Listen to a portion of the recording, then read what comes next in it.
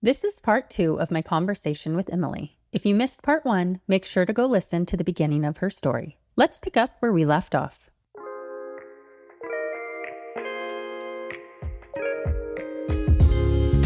Welcome to Unspoken Lives, the podcast that uncovers the powerful, untold stories of everyday people. The real stories you don't always hear, but ones that deserve to be told. I'm your host, Kelsey Billingsley.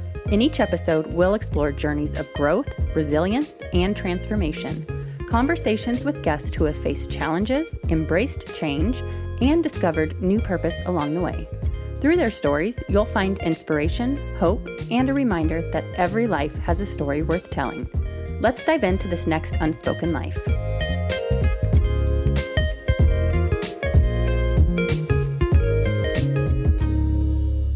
You mentioned you wanted to find the root cause. And I know we've talked about all these different things, but if I just asked you right now, what was the root cause, what would you say?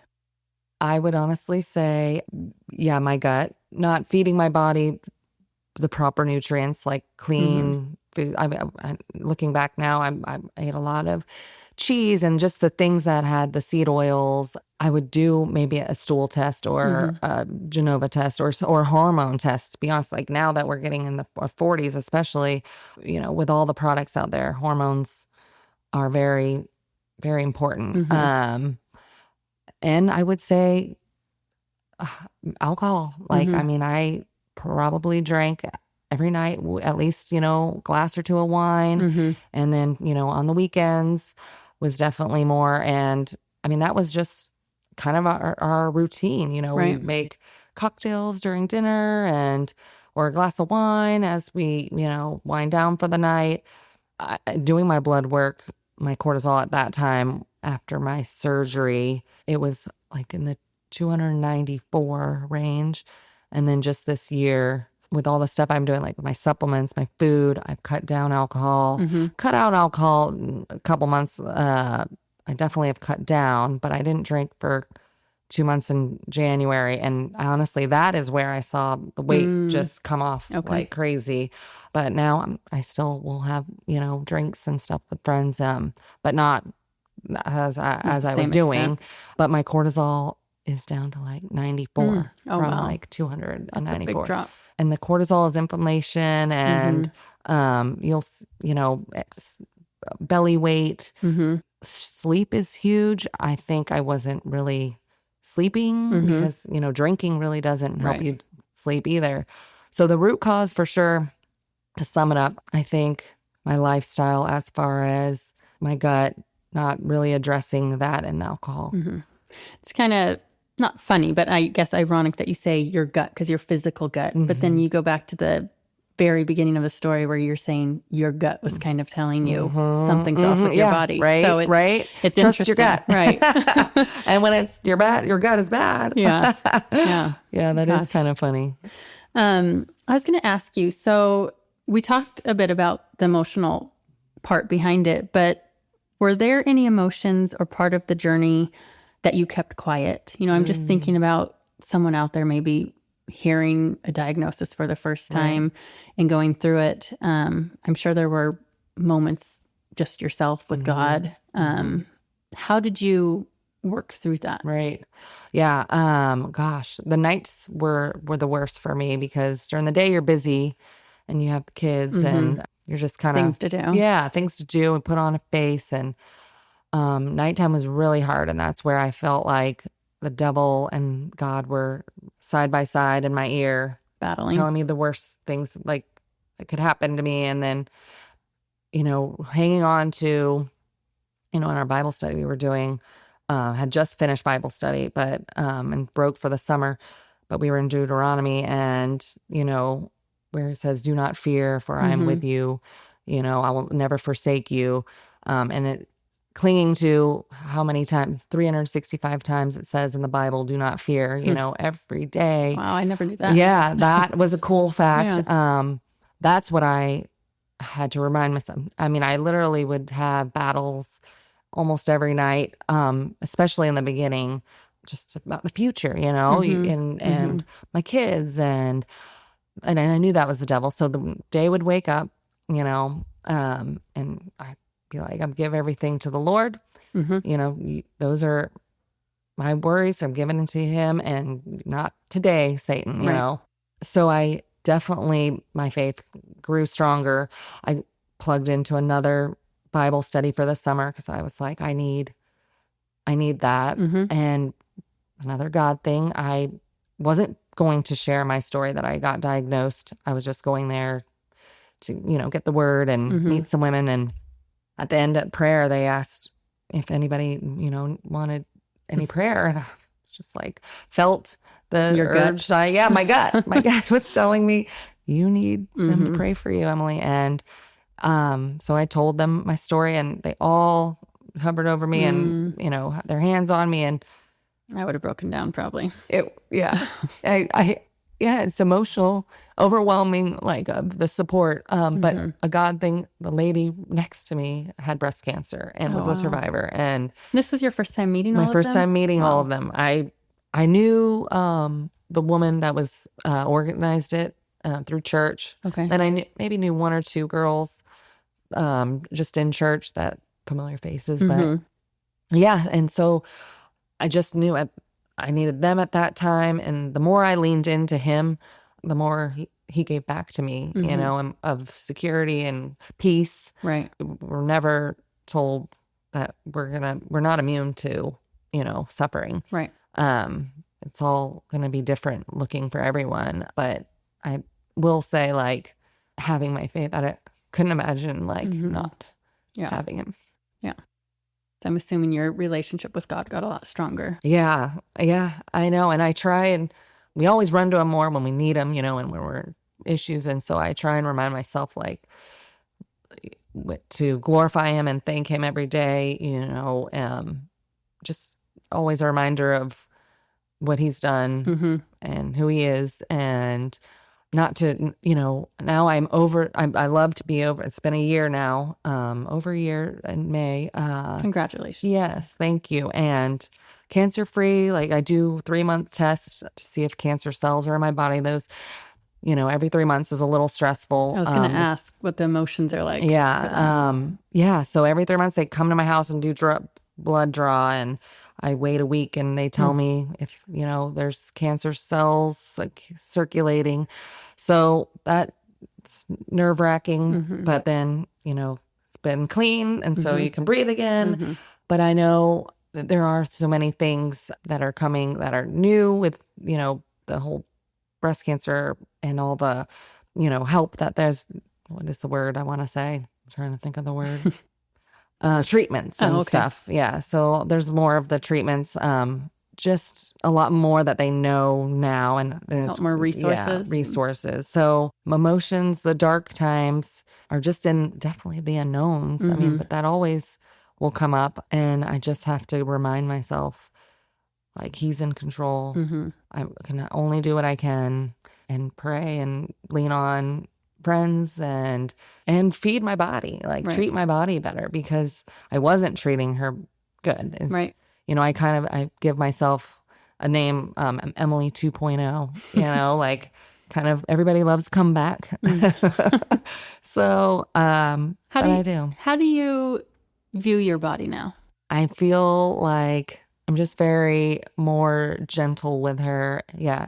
Okay. And more give her grace, but also more mindful of and intentional with just waking up and, affirmations and moving my body and feeding it with good things and working out. I love to do yoga, and that has been such a actual medication to my recovery. I think for mind, body, soul. Right.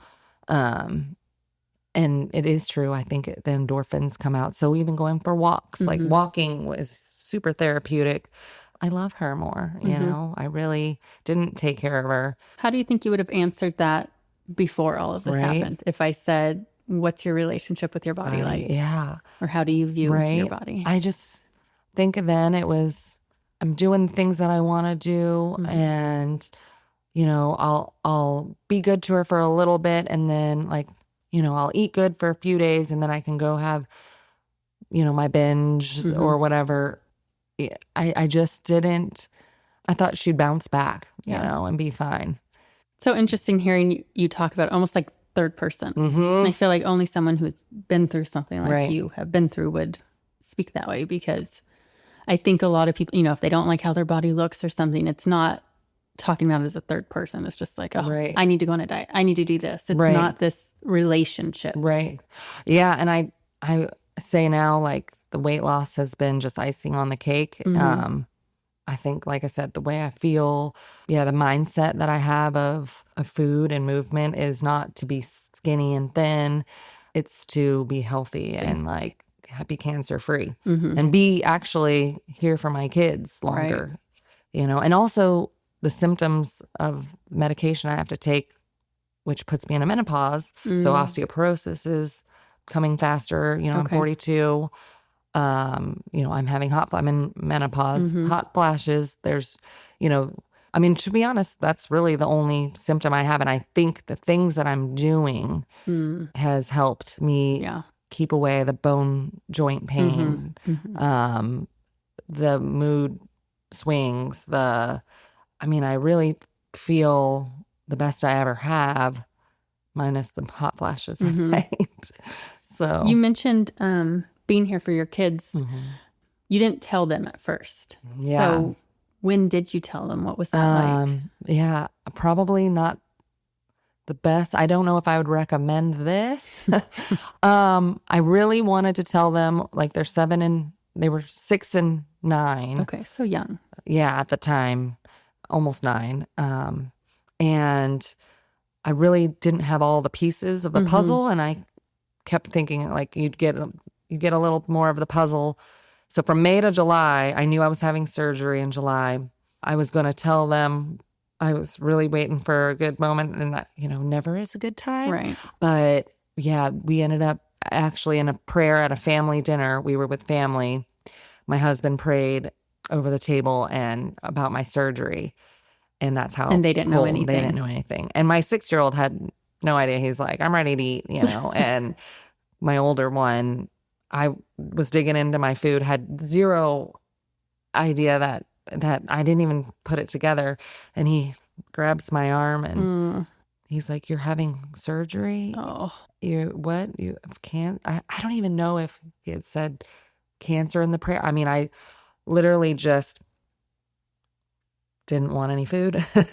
But I took him out, and I think it actually ended up being a really memorable moment, at least for me. I don't know what he's going to think. But we went outside and we sat, the two of us, just him and I. And, he heard the word cancer, and I was like, that's scary. It's a scary, that is a scary word. And, he asked me, are you going to look different? And I said, I think, overall. And I was like, well, I'm going to have surgery. You're not going to see any of that. But I will be, I'll be, in bed for a little while. But I'm not going to lose my hair. I'm not going to do the chemotherapy. I think that was comforting. That was, but then I also kind of brought up, when we play in your games, and in October we wear pink for all the strong women, and moms, you're going to get to wear pink for your mom and for me. And he got, excited about that. But I will say he was more lovey on me. Like, he didn't, he would always hold my hand. He wanted to be close. He didn't want to do a sleepover. He wanted to, like, stay home. And it was until after the surgery. So that was luckily really a week or two before the surgery. And then I had the surgery and I was in bed. I had 4 drains that were, like little tentacles, but honestly, he doesn't see anything. So yeah, I had a good experience, at least with that. I recovered well. Best case scenario that I could ask for. So I'm glad that, he was at an age that he could understand. And I'm also glad because I could see how proud he is. Yeah. I was going to say, I bet that they talk about you with, care and Yeah, it was pride. definitely the boys and their moms. You know, you see the tenderness with that, and they want to take care of you. So yeah, it was really sweet. And Connor, I think, still doesn't get it. I mean, he knows, he's just, when are you gonna get out of bed? But no, but Colton, yeah, he took it pretty hard, but he's kind of my old soul, and and they'll be okay. I think as long as, you know, I think they do appreciate the honesty, and not to say like, I don't think you don't have to, don't tell them earlier. It just worked. I think it worked out how it did. I didn't really have anything in my head how it would go. I think I thought about, and I probably should have asked doctors how they do it. Probably too overwhelming. Yeah. I mean, going through it yourself and then imagining telling your children, not knowing what the outcome is. Exactly. And I really just wanted more information to give them when they ask like questions. So, but they got to see you fight and the strength, and completely change your life around. I mean, they're probably healthier for it. Yeah. And that, I think they, know why I'm doing the changes. Like, you know, I do they eat healthier? We all are. I'm better at home. Like, I control what we get at home. But when we're out and they're with friends, like, I don't stress. It's hard. My older one knows, he's more into fit. Like, he likes working out and he wants to be healthy. So he's understanding more about the food, and I can talk to him more about it. And so he's associating like, hey, you just ate this. How did that make you feel? Does your stomach hurt now? And he's like, oh yeah. So I feel like it's a good, I think we're having good conversations with it. I want it to be healthy. I don't want to make them feel bad or shame them. Right. I think there's healthy alternatives, and that's what I'm trying to find, and for my family, like. Yeah, but also the lessons you've learned through this, you want to pass down to them. Yeah. So, and I think, I mean, it is working on my husband. He'll order now from the gluten-free menu. So that's good. I know, which, you know, it's, everybody's different journey with that. And, I'm giving everybody grace and myself. Yeah. So yeah. Now, can you tell me about your shirt? Oh, it says Courageous. So Courageous is with Natalie Tuman, the Tuman Foundation, the woman I spoke of. That foundation was there for me from the beginning to even still now. You can donate to it. It's a nonprofit. It goes towards local women here in Prosper that have been diagnosed they sent flowers to cleaning your house if you need it, to IVs, to anything that you need, meal plan, help with medical bills. Did you your network in that space just grow? Yeah. So she worked out, she was my trainer at Burn Boot Camp, and I follow her and know her story. She's a survivor. She had a really rough time with cancer, but is on the other side and is much stronger, and this is her purpose. So she, created this, and I've met so many other survivors, which we have coffee groups every month, and I didn't realize how important that is to meet other women that are, so she'll have different events too for fundraisers for, the group, for her group. It is so important to surround yourself with, like I said, other women, even their journey. They're starting their journey. They're in the middle of their journey. They're at the end. And they're all different scenarios. Right. And you're not alone. And you're not alone at all. No. And I never have felt alone. That's amazing. Because I can imagine how you could feel alone going through something like that without a support system. Yep. Yes, exactly. Yeah. So I had God, there in my nights where I couldn't call. I mean, I could probably call Natalie, but, I battled with that in the nights, and God was there for me then. And I knew that I had the Tuman Foundation truly for anything. And my group of friends and Bible study girls and family. Well, I think your story's incredibly inspiring. Well, thank you. Just everything you've been through. I'm sure your family, I mean, obviously they want you here, and I'm sure they have just been so proud of everything you've walked through. And also anybody who might be listening to this who maybe they feel like something's off in their body. Not saying it's cancer, but, just treat your body with care. Yep. And those little whispers of your body, like of things, they're whispers, but you don't want them to get to be screams. Right. No, I think it's a great reminder. I think that would be my one thing, to anybody, men, women,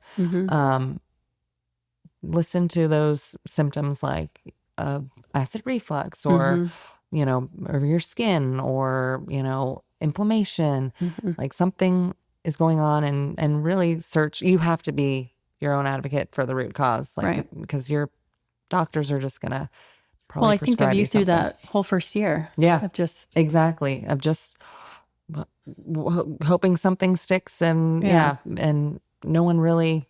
And I didn't really even research through that time. I just trusted that they would, tell me. Yeah, someone will find it. So, I think just being your own advocate for your health. Well, I don't know if there's anything else you want to share. Oh, I know. I'm trying to think. I was going to actually share just some Bible verses that got me through. Yeah, I'd love to hear. First one was Deuteronomy 31:6. Be strong and courageous. Do not be afraid or terrified because of them, for the Lord your God goes with you. He will never leave you nor forsake you. So that was my first one that I was always hanging on to. Did you write it down anywhere, or you just had it memorized? Yeah, I had it written in lots of little notebooks, and actually the Bible study lady that I met with breast cancer, that first one, had a card, and I kept it on my refrigerator. Be strong and courageous. And then the next which one, actually matches your shirt too. Yes, exactly. Be strong and courageous. So I thought it was fitting. And then this one, I feel like kind of is where I'm on.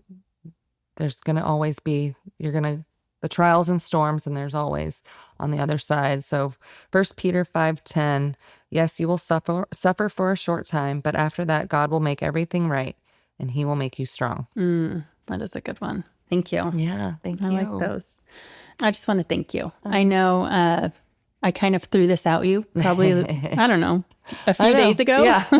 2, 3, and you're moving in a couple days? Yep. So, I mean, for you to be willing to just say, I'm free. Well, I think this was a God timing, meeting you, and your whole idea with this is, I think, amazing. And thank you. I'm honored to even share my story in this format. Yeah. Well, I appreciate it. Yes, absolutely. Someone out there needs to hear this. I hope so. There's so many little nuggets that you shared, whether it's with cancer or how to treat your body, listen to your body, or even just sharing hard news with family. All of it's very, very important. And I mean, I'll just say, looking at you, you look extremely healthy. I mean, I didn't know you before this, but right now I would never, ever guess that you went through what you went through. Yeah.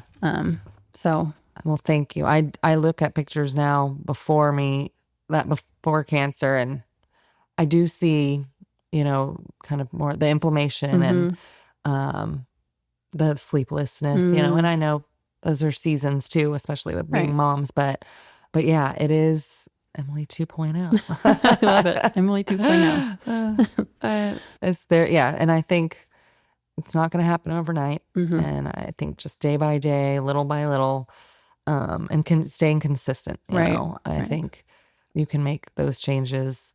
I did. I never thought, I thought I could make them before. I never actually, I don't even know. I didn't think I needed to change anything. I feel like most of us feel that way. Like, well, I'm healthy enough. Exactly. So I think then I did have those whispers again, with my body. And so just continue to share listening to your body and being good to your body and mindful and grace. Well, thank you. Well, really, thank truly you. appreciate it. Yes. Oh, well, this was fun. That's it for this episode of Unspoken Lives. If today's story moved you, inspired you, or made you reflect on your own journey, hit that subscribe button so you don't miss the next powerful conversation. I'm always on the lookout for new guests. If you know someone with a story that deserves to be shared, I'd love to hear from you. Check the show notes for contact details and make sure to follow along on social media at Unspoken Lives Podcast. Until next time, keep listening, keep sharing, and remember, every life has a story worth telling.